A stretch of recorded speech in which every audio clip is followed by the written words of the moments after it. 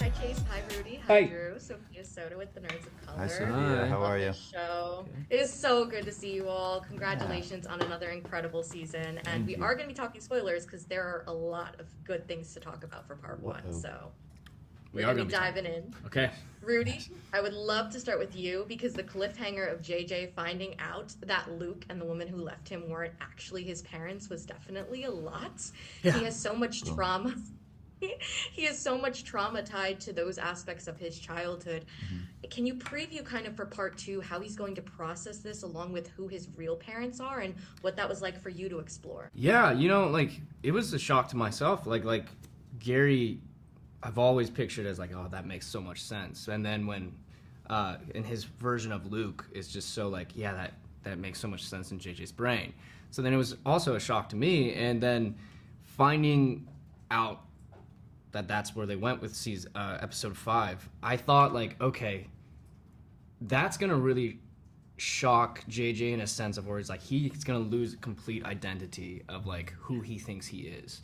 I think that's like it's literally, and something JJ says, it's etch a sketching literally himself. It's like, okay, I am completely now lost. And I think in a weird sense, I think that actually gives him a lot of anxiety but also hope.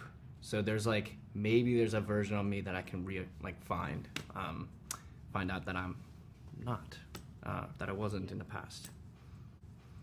Yeah. I'm so excited to see the rest of that storyline, especially you're so talented in your portrayal of JJ. I know you're going to just kill that content. And Thank Drew, I got to start with you because also episode 5, we got kind of more with Rafe. He decides he wants to make up with Sarah and even tells Kiara that he's trying to help. What can fans expect from him in part 2, specifically when it comes to him and the Pogues?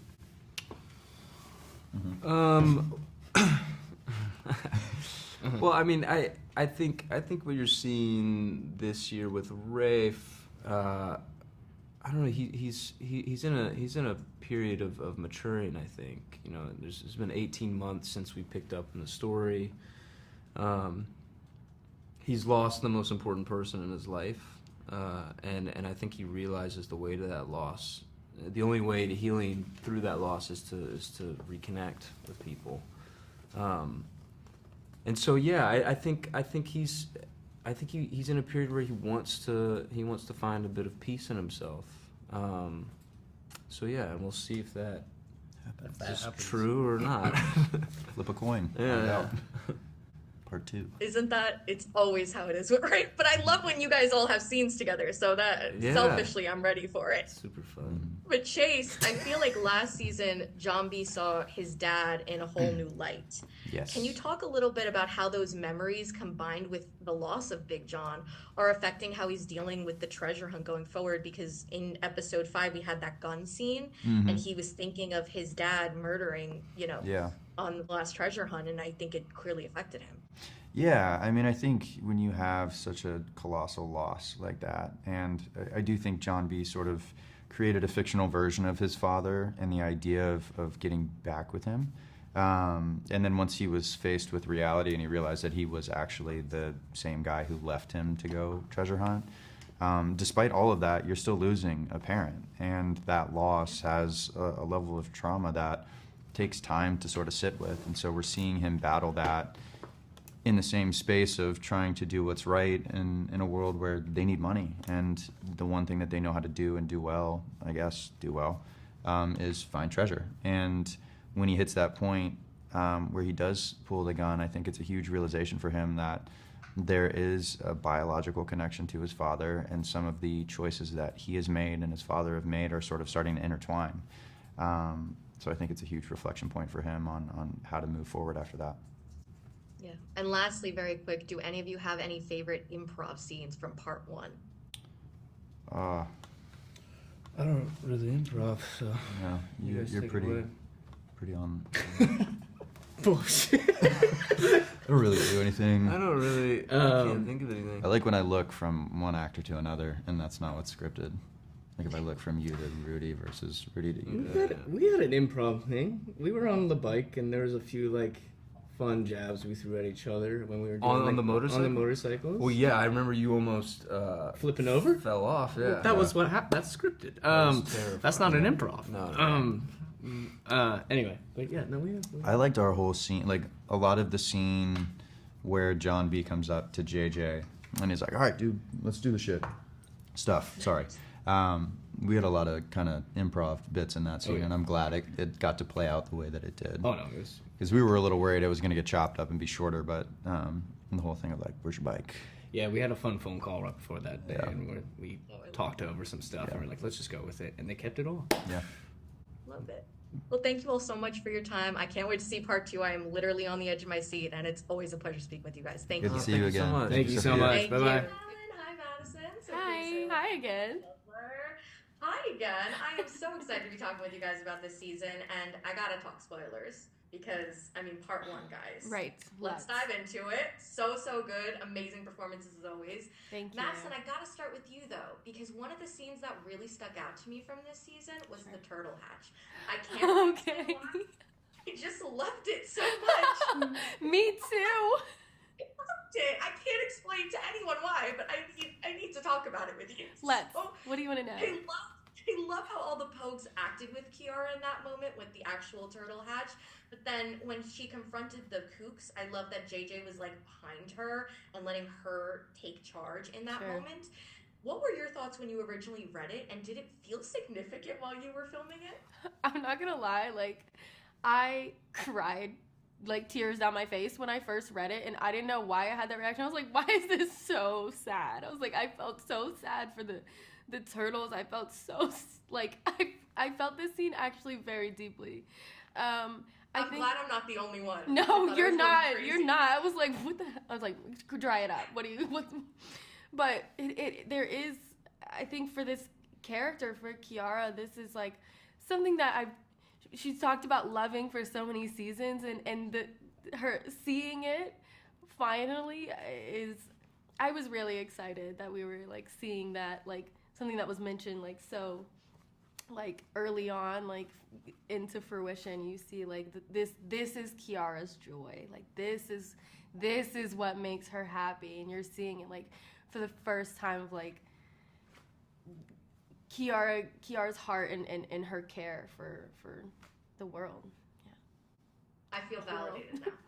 Yes, absolutely. I feel so validated. Absolutely. And Madelyn, I feel like this season we really see Sarah like fully embrace Pogue life, and I loved every second of it. I mean, you know, she had that back and forth pressure of who she was, and like after all she's been through, I was just so happy to see her happy. What was that like for you to explore? Relief. I was very happy that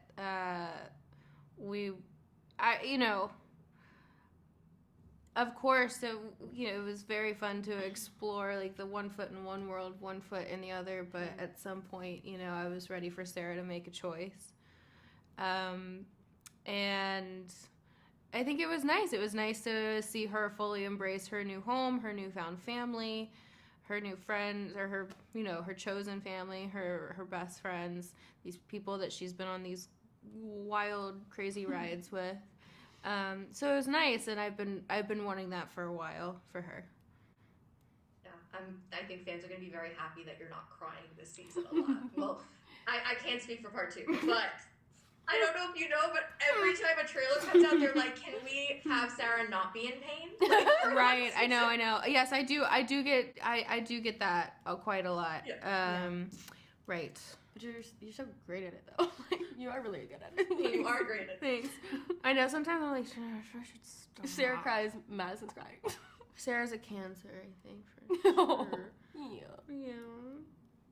And So Kiara's last for sure question Aquarius. before we let you two go.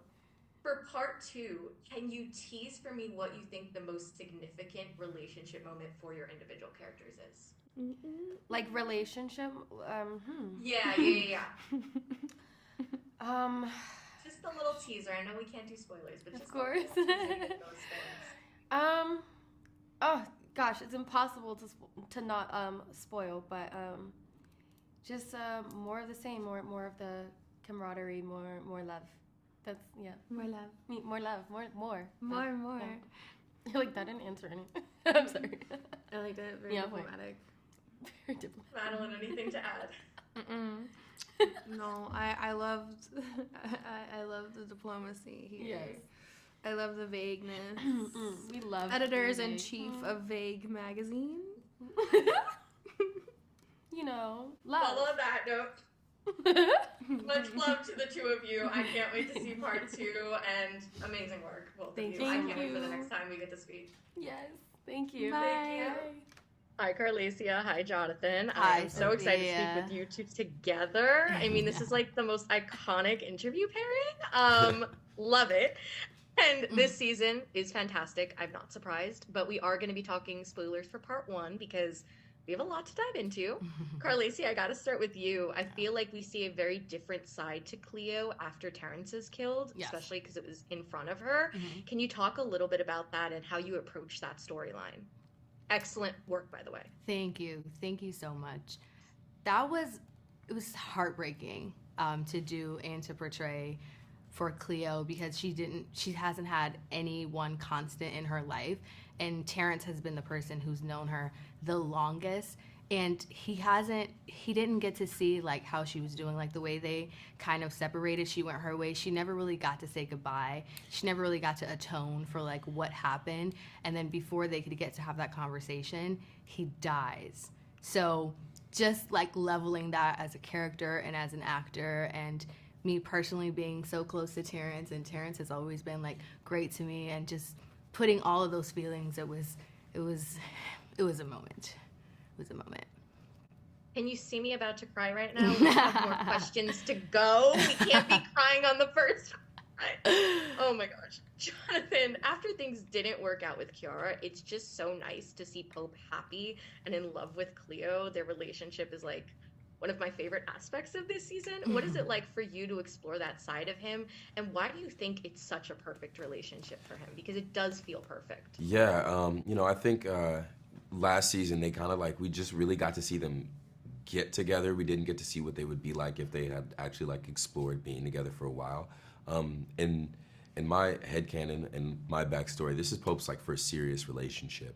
And I think he really admires her confidence and her ability to just kind of like trust in herself, and like, she makes her own decisions and she sticks to them. She's very decisive and she's very secure in herself.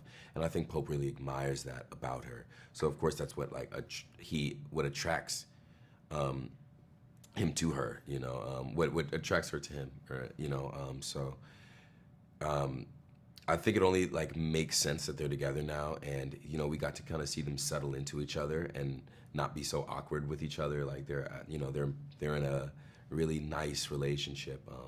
So it was just like fun to be able to do that with Lacey this year and really explore that side of everything. Well, Carlacia, the last time we spoke, you told me about a bunch of improv moments, and I was so ready to talk with you guys together to ask, did you two come up with any Pope and Cleo moments this season, either in part 1 or teasers for part 2? What can you tell me? We got 13 minutes. I think that was scripted. Yeah, it was. Did it make it into the cut? It's in there. What did we... Improv this year? I'd have to like go see like... That might be part 2 though. Yeah, like don't. Yeah. Remember the part 2? Yeah, that's like, part 2. That's part 2. Yeah, that's part 2. Yeah, I don't want to give anything away. Yeah. I gotcha. I think just in general, we just kind of improv all over the place. Like, definitely like. Dang, is that Yeah. part? I think the scene where Be very vague. No, you know what? I'm gonna be very. Yeah, yeah. No, don't do us. Whenever me and JD, get together, we always talk about like what we want, what we have on the page, and what we want to do, how we're feeling personally, how our characters are feeling, and we just go from there, and it just, whatever happens, we just let it flow out. Mm-hmm. So moral of this answer is I need to prepare myself for part 2. Great, got it. I'm already preparing myself, but I guess I need to prepare myself more because you two are going to kill me. It's fine. For part 1, did you guys have a favorite moment that was scripted? I'll say scripted instead of improv, that you guys got to do, and what was your favorite aspect of it? Personally for me, strangely enough, I really did enjoy as an actor being able to portray those feelings of Cleo, when Terrence dies, and, going through that emotional roller coaster. As an actor, I really did love doing that. Yeah, it was interesting just like being there, like that whole sequence, just of Pope coming back to the house and like him like screaming her name as he like runs in, like it was all just like real visceral, and like he doesn't know if she's still alive, if she's okay. He's just like, all he knows is he needs to get to the house to do anything. And then like when everything happens and like Pope's trying to like comfort her, he doesn't know what to do. He can't imagine that kind of the feelings that she's going through right now. And so he tries to be there, and they're going through that, and he's now on this. He feels responsible in a way. If he hadn't taken the amulet, if he hadn't left, if he'd have been there, if he doesn't know, like he blames himself in a lot of ways, like as I think he just naturally does a lot of the time. So he's trying to make up for that, and he's trying to be that person that she needs and be stronger for her.